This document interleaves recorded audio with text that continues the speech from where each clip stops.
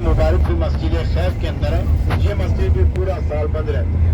अपने उल्टे हाथ पे देखें, गाड़ी जैसे ही पूरी टर्न होगी आपको सबज शीशों वाली बिल्डिंग नजर आएगी। उसकी बैक साइड पे 4 मीनार वाली मस्जिद, मस्जिद खैफ। सब मेरे साथ मिलकर बोलेंगे अस्सलाम वालेकुम या अंबिया इलाही। ये सबज शीशों वाली बिल्डिंग की बैक साइड पे 4 मीनार वाली मस्जिद, मस्जिद खैफ।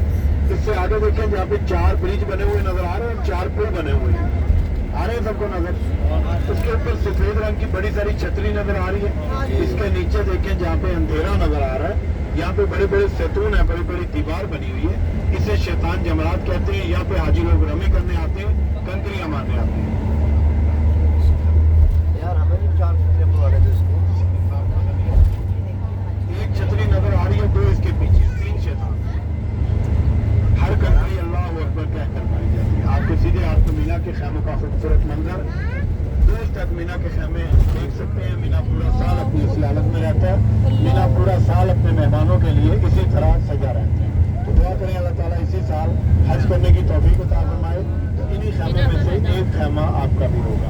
सब में सब मिलकर एक बार तलबिया पढ़ेंगे, लब्बैक अल्लाहुम्मा लब्बैक, लब्बैक ला शरीक लक लब्बैक,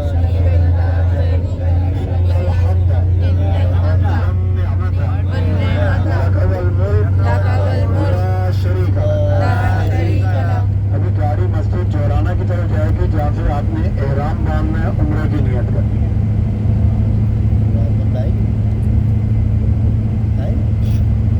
मस्जिद जोराना जहाँ से हजरत मोहम्मद सल्लल्लाहु अलैहि वसल्लम ने कमोबेश 300 सहाबा के साथ एहराम बांध के उम्रा किया। मस्जिद जोराना कुछ फासले पर है, थोड़ा टाइम लगेगा वहाँ जाते हुए। इसके अलावा हमारे पास मक्का की कुछ बरकत, कुछ तोहफे तहफ मौजूद होते हैं।